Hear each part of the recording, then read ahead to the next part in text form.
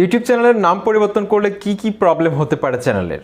বন্ধুরা, চ্যানেল অনেক সময় সাসপেন্ড হয়ে যায়, তারপর হচ্ছে চ্যানেলের ভিডিওগুলো র্যাঙ্ক করে না, স্বাভাবিক যে ভিউ আসার কথা সেই ভিউটা কিন্তু আসে না।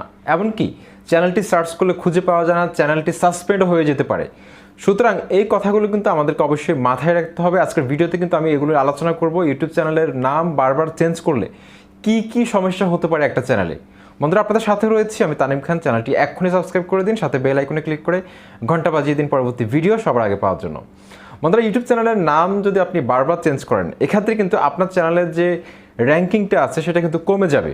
এমনকি দর্শক বন্ধুরা কিন্তু আপনার চ্যানেলটা কিন্তু খুঁজে পাবে না, এটা কিন্তু স্বাভাবিক। যেমন ধরুন, আপনার চ্যানেলটা আপনি প্রত্যেক ভিডিওতে ট্যাগের মধ্যে, ডেসক্রিপশন বক্সে, হ্যাশট্যাগের মধ্যে আপনার চ্যানেলের নামটি আপনি ব্যবহার করছেন, কিন্তু আপনি হঠাৎ করে কিন্তু আপনার চ্যানেলের নামটা যখন চেঞ্জ করে ফেলবেন, তখন কিন্তু আপনার ওই কিওয়ার্ডটার যে র্যাঙ্কিংটা ছিল সেটা কিন্তু নেমে যাবে।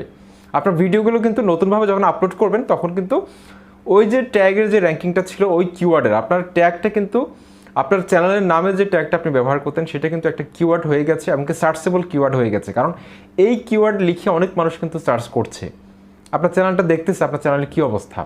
একটা পর্যায়ে যখন আপনার চ্যানেলটা যাবে, কিন্তু আপনি চ্যানেলের নামটা হঠাৎ করে চেঞ্জ করে ফেললেন, এক্ষেত্রে কিন্তু আপনার চ্যানেলের যে জনপ্রিয়তা রয়েছে, আপনার চ্যানেলটা যে একটা ব্র্যান্ডিং চ্যানেল হয়েছে, আপনি নিজেও একটা ব্র্যান্ড হয়ে গেছেন সবার কাছে, আপনার চ্যানেলটা কিন্তু একটা ব্র্যান্ড হয়ে গেছে, কিন্তু আপনি হুট করে চ্যানেলের নামটা যখন পরিবর্তন করে ফেলবেন, তখন কিন্তু আপনার চ্যানেলটা কিন্তু কেউ সার্চ করে খুঁজে পাবে না। তো এটা কিন্তু আপনার জন্য, কিন্তু আপনার চ্যানেলটা কিন্তু ডাউন হওয়ার জন্য কিন্তু যথেষ্ট।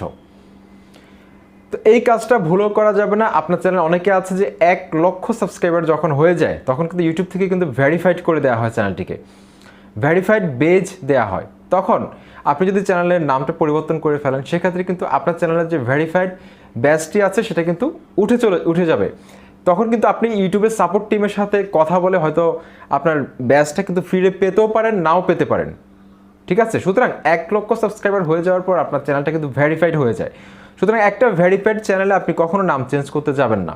প্রয়োজনে 1 লক্ষ সাবস্ক্রাইবার হওয়ার আগে যদি বেশি প্রয়োজন মনে করেন, আপনার চেঞ্জ করার দরকার মনে করেন, তাহলে করতে পারেন। কিন্তু চেঞ্জ করলে একটা চ্যানেলের গ্রোথটা কিন্তু কমে যায়, এটা কিন্তু একদম পরীক্ষিত। আপনি যদি বারবার 1000 সাবস্ক্রাইবার হওয়া পর্যন্ত একটা চ্যানেলের নাম আপনি পরিবর্তন করতে পারবেন, কিন্তু চ্যানেলটা যখন একটা পর্যায়ে গিয়ে দাঁড়াবে 20,000, 30,000, 50,000, 1 লক্ষ, 1 মিলিয়ন সাবস্ক্রাইবার, তখন আপনি চ্যানেলের নামটা যখন চেঞ্জ করে ফেলবেন, তখন কিন্তু আপনার চ্যানেলের যে গ্রোথটা রয়েছে, যে জনপ্রিয়তা রয়েছে, যে ব্র্যান্ডিংটা রয়েছে, সেটা কিন্তু নষ্ট হয়ে যাবে। এমনকি অনেক আছে দেখবেন যে আপনার প্রতিদিন 10 বার, 20 বার, 5 বার করে একটা চ্যানেলের নাম চেঞ্জ করে।